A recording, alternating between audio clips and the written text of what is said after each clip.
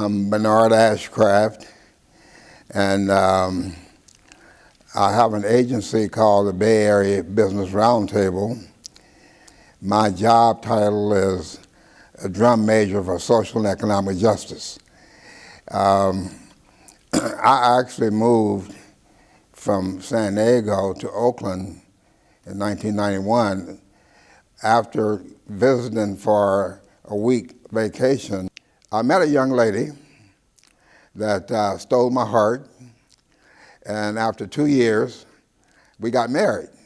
And we decided that we couldn't continue to live in two different houses, and so we started looking for a place, and we landed in San Leandro. And it was a real blessing in many ways, because the house that we looked at was actually owned by the Warriors, and one of their players had been transferred to Canada, and so I was able to get a pretty good deal on a townhouse. I knew the history of San Leandro has been one of the most racist cities in America, just as much as Birmingham and Tupelo, Mississippi, and other places where I had been.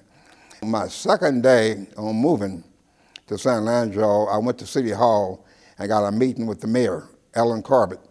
And in our conversations, she did not disagree with me about the challenges that San Leandro had for 100 years.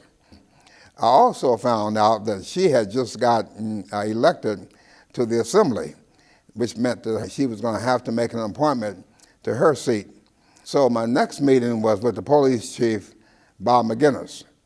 And Bob and I became friends. Bob is the person that told me that he was born and raised in Oakland, and when he came on the police force and heard all these bad stories about San Leandro, he found all of them to be true. And at that particular time, in 1995, Bob had the most integrated and diverse department in the city. And so I decided, after a couple of meetings with him, to meet with the city manager, who also did not disagree with the challenges. And I decided to organize African Americans for Better San Leandro. In doing so, I just happened to run into a friend of mine from San Diego who was living in San Leandro. And so I got him to partner with me to start recruiting people to address the issues. And I made a request to the city to use a room that we could meet in City Hall. Initially, it was turned down because they were undergoing renovations, and so I was offered a room at the library, and I refused. And my refusal was that black folk had never been really successful in going to City Hall, and were not welcome at City Hall, so I wanted a meeting in a room in City Hall so black folk could understand that their tax dollars should allow them to go to City Hall and get all the civil services that they needed. And in doing so, we started off with about 5 or 6 people. And the more we talked to people and the more people heard about African Americans for Better San Leandro, each meeting got larger.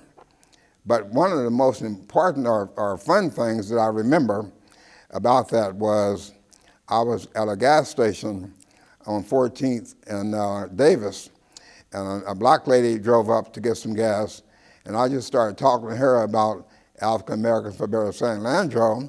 After we got our gas, she said, "Why don't we pull over and talk some more?"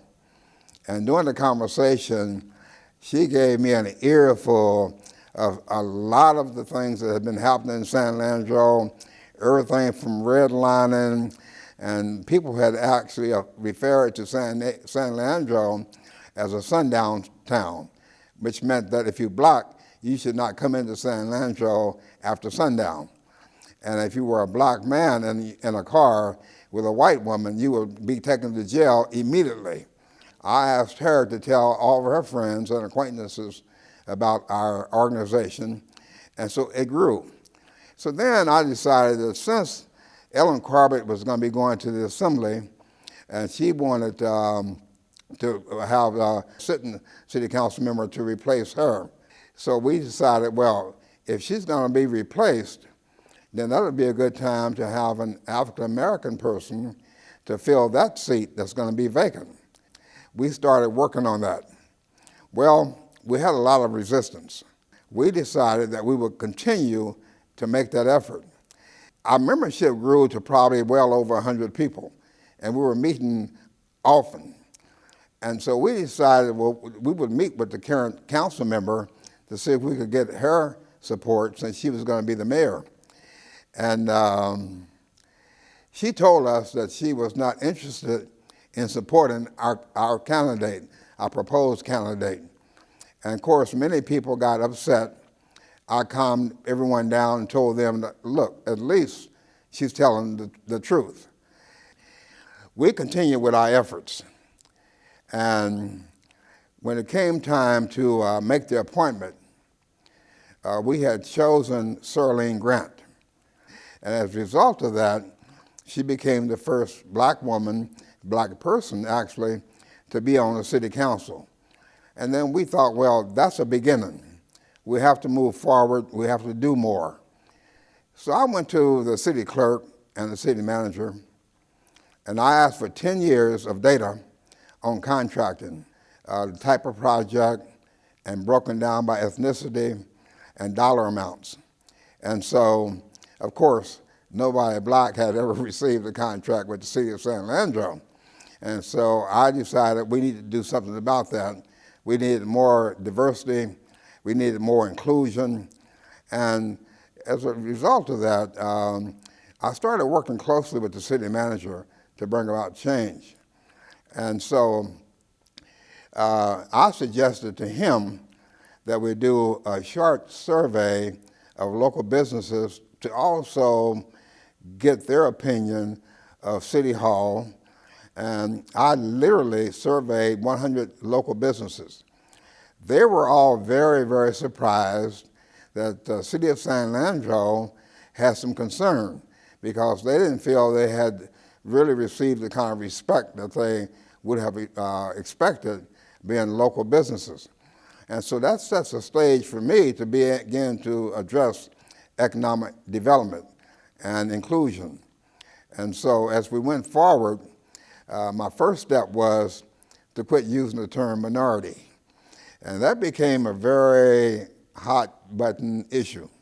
In fact, I was very surprised at the type of display I got from the news media. My old town, San Diego Union Tribune, got word of the story and called me and interviewed me. Then the Sacramento Bee surprised me and interviewed me. And the local Oakland Tribune newspaper had a very long article about their support for my concept. And the reporter talked about how words can really hurt. But my thing was, when you say the word minority, you're really saying less than. The definition of minority means less than. And so it took me a while to get it in front of the city council because my requests kept getting pushed back to committees. And so when we finally got to the city council, it was standing room only. And actually it was standing room only because of so much publicity. I made my case before the city council, and then I will always remember an older white woman went to the podium and said she was against the concept. And she said she was against it because she didn't trust Mr. Ashcraft. And so I got up and went back to the podium, and I turned my back to the council and addressed the audience. And I asked her, I said, "You don't like the term minority?" And she said, "No, I don't." I said, "Thank you, neither do we." And I got a big response from the audience. And anyway, the mayor, who was Sheila Young, I might add, said publicly that she didn't really support it either. But it did pass, and I felt that was a big step in the right direction. And so we decided that we must continue. And working with the city manager, we started looking at local inclusion policies. We had a workshop at the Chamber of Commerce that was attended by the city attorney, 2 or 3 council members, and several people from the community to talk about local inclusion. And after about 5 meetings, the city council came together and decided it would be in the best interest of the city to implement a local inclusion policy. And I will always be thankful for that, because that really began the transition to a Better San Leandro. And so here we are today now, codified local inclusion policy that is effective and is proven to work. After that, I took a look at boards and commissions. There were not enough people of color serving on boards and commissions, and especially the Planning Commission. And after all these years, there was a meeting a month ago on the Monarch Bay development project with the Planning Commission, and I discovered there's not one woman on the Planning and Zoning Commission right now. And I sent a letter to all the council members and the mayor, and we must correct that.